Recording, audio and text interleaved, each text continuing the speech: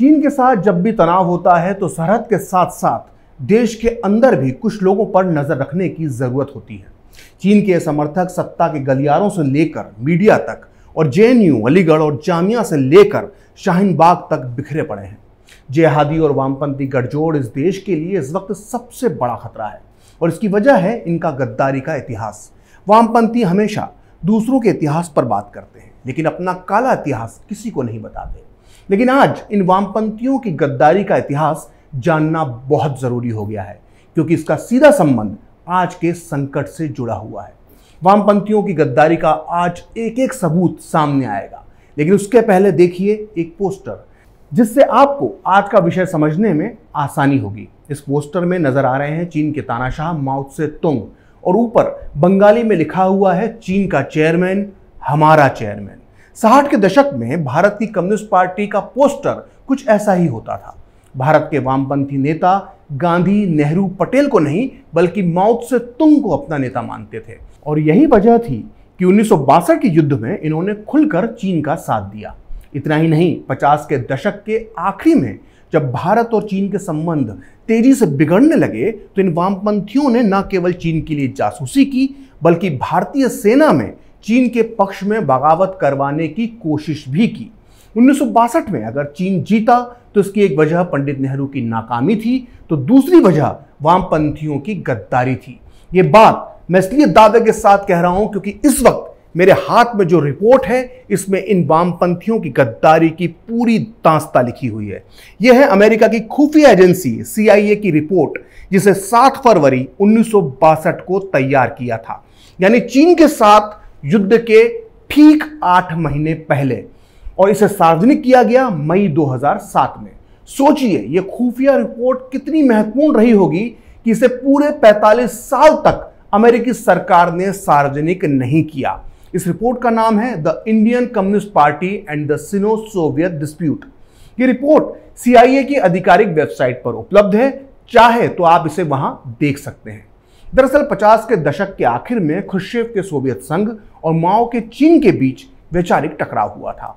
उसी दौर में अमेरिकी खुफिया एजेंसी CIA ने दुनिया भर में यह पड़ताल की थी कि किस देश की कम्युनिस्ट पार्टी चीन के साथ है और किस देश की सोवियत संघ के साथ। इसी सिलसिले में दुनिया की सबसे बड़ी खुफिया एजेंसी CIA ने पूरे 1 दशक तक भारतीय कम्युनिस्ट पार्टी और उसके तमाम नेताओं पर पैनी नजर रखी और उसके बाद तैयार हुई ये रिपोर्ट। आइए अब देखते हैं कि इस रिपोर्ट में कैसे भारत के वामपंथियों की गद्दारी को बेनकाब करने के किस्से भरे हुए हैं।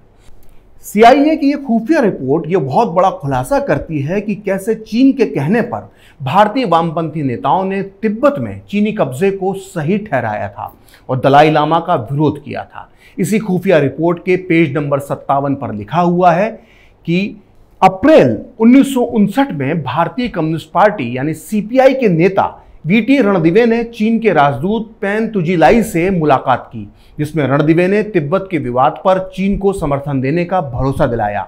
उन्होंने इस बैठक में चीन को यह भी सुझाव दिया कि वो भारतीय जनसंघ यानी वर्तमान BJP जैसे दक्षिणपंथी पार्टियों पर हमला तेज करे। इस मुलाकात के कुछ ही दिनों बाद कॉमरेड रणदिवे ने एक लेख में लिखा था कि दलाई लामा को शरण देकर भारत चीन के आंतरिक मामलों में दखल दे रहा है।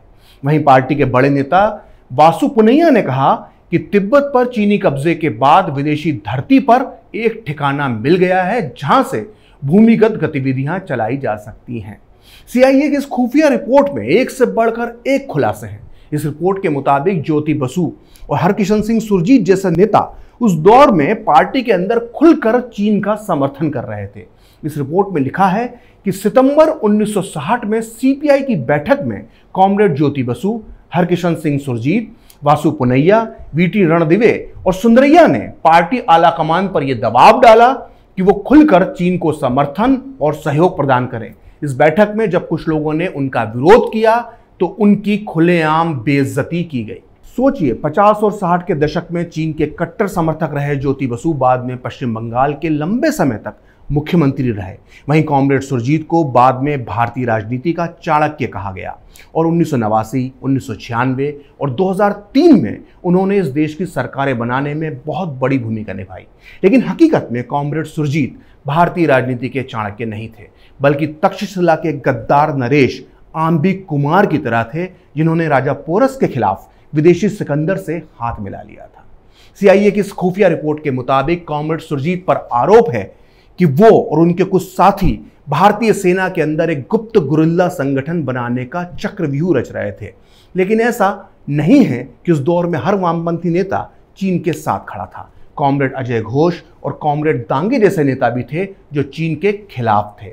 सीआईए की इस रिपोर्ट में लिखा है, फरवरी 1959 में सीपीआई के महासचिव अजय घोष ने पार्टी को सौंपी अपनी रिपोर्ट में बताया कि चीन चाहता है कि भारतीय कम्युनिस्ट पार्टी एक ऐसा तंत्र तैयार करे जो सशस्त्र संघर्ष करने की क्षमता रखता हो और भारतीय सेना में भी अपनी घुसपैठ बढ़ा सके। सितंबर में अजय घोष ने एक बैठक में पार्टी की चीनी सेना के स्वागत करने की रणनीति का विरोध किया, लेकिन घोष की इस बात का कट्टरपंथी वामपंथी नेता नंबूद्रिपाद, ज्योति बसु, हरकिशन सिंह सुरजीत, वीटी रणदीवे ने विरोध किया। उनकी दलील थी कि उग्र जन आंदोलन होने पर सीपीआई के पास सरकार के खिलाफ हथियारबंद लड़ाई लड़ने और जनता का मुक्तिदाता बनने का अवसर होगा, क्योंकि उनकी पार्टी को भारत की सीमा पर मौजूद चीन की सेना यानी पीएलए की मदद मिल जाएगी। तो सुना आपने, ज्योति बसु, सुरजीत और नंबूद्रिपाद जैसे वामपंथी नेताओं को लग रहा था कि अगर भारत की सरहद पर चीनी सेना आ जाएगी तो वो उसकी मदद से लाल किले पर हंसियां हथौड़े वाला लाल झंडा फहरा देंगे। इस खुफिया रिपोर्ट में खुलासा किया गया है कि चीन का पश्चिम बंगाल के वामपंथी नेताओं के साथ एक बड़ा नेक्सस था। इस रिपोर्ट में लिखा है कि सितंबर 1960 में चीनी कम्युनिस्ट पार्टी का एक दल कलकत्ता आया। उसने बंगाली इकाई के कई नेताओं के साथ बैठकें करी। गुप्त रूप से कलकत्ता में उसने चाइना रिव्यू के दफ्तर में 4 शक्तिशाली रेडियो सेट लगाए ताकि पिकिंग, मतलब जो उस समय चीन की राजधानी बीजिंग का नाम था, से होने वाले प्रसारण को सुना जा सके और वहां से जो निर्देश मिले उनके पर्चे छापकर जनता के बीच प्रचार किया जाए।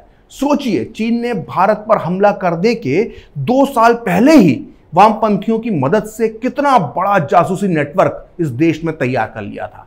इतना ही नहीं, चीन की सरकार वामपंथियों को खुलकर पैसा भी भेज रही थी। सीआईए की इस खुफिया रिपोर्ट के मुताबिक पश्चिम बंगाल के वामपंथियों को चीनी सरकार से आर्थिक मदद मिल रही थी। इसकी जानकारी भारत सरकार को भी थी। 27 दिसंबर 1961 को भारत सरकार ने बैंक ऑफ चाइना का विदेशी करेंसी में डील करने वाला लाइसेंस रद्द कर दिया। इस बैंक पर आरोप था कि यह भारतीय कम्युनिस्ट पार्टी को अवैध रूप से धन मुहैया करवा रहा है। तो सोचिए, गद्दार वामपंथी 1962 के युद्ध के पहले और युद्ध के दौरान कितनी बड़ी साजिश रच रहे थे। कितनी अजीब बात है कि आज ये वामपंथी आरएसएस पर कीचड़ उछालते हैं, लेकिन 62 के युद्ध में जहां संघ के कार्यकर्ता सीमा से लेकर दिल्ली तक सरकार की मदद कर रहे थे, तो वहीं ये वामपंथी चीनी सेना के साथ खड़े थे। नतीजा ये हुआ कि कॉमरेडों की इस गद्दारी को देखकर खुद वामपंथी विचारधारा के समर्थक प्रधानमंत्री नेहरू भी इनके खिलाफ एक्शन लेने को मजबूर हो गए। 62 के युद्ध के दौरान उसके बाद हजारों की संख्या में कम्युनिस्ट नेताओं और कार्यकर्ताओं को गिरफ्तार किया गया। वहीं नेहरू ने आरएसएस की देशभक्ति से प्रभावित होकर उसे युद्ध के बाद 26 जनवरी 1963 को गणतंत्र दिवस की परेड में शामिल होने का गौरव प्रदान किया। आज हमारा देश एक बार फिर चीन के संकट का सामना कर रहा है। इसलिए चलते चलते मैं आपसे ये कहना चाहूंगा कि सरहद के दुश्मनों से तो सेना निपट लेगी, लेकिन हमारा और आपका ये कर्तव्य है कि संविधान और कानून के दायरे में रहते हुए देश के अंदर मौजूद गद्दारों से सावधान रहें और उनका मुकाबला करें, क्योंकि 1962 की गलतियों को हमें आज नहीं दोहराना है। फिलहाल खरी बात प्रखर के साथ में इतना ही। आप चाहें तो मुझसे जुड़ने के लिए मेरे फेसबुक पेज प्रखरश्री 78 को लाइक कर सकते हैं, और अगर ट्विटर पर आप मुझसे जुड़ना चाहते हैं तो मेरा ट्विटर हैंडल है प्रखरश्री 78। अगर आपको ये वीडियो पसंद आया तो इसे लाइक करें, शेयर करें और कैपिटल टीवी को सब्सक्राइब करें। नमस्कार। अगर आपको हमारा वीडियो पसंद आया हो तो इसे लाइक करें, हमारे चैनल को सब्सक्राइब करें और हाँ, बेल आइकन दबाना ना भूलें ताकि आप तक हमारे वीडियो की नोटिफिकेशन पहुंचती रहे। आप अपना सुझाव हमें कमेंट बॉक्स में दे सकते हैं। हमारे साथ जुड़ने के लिए शुक्रिया।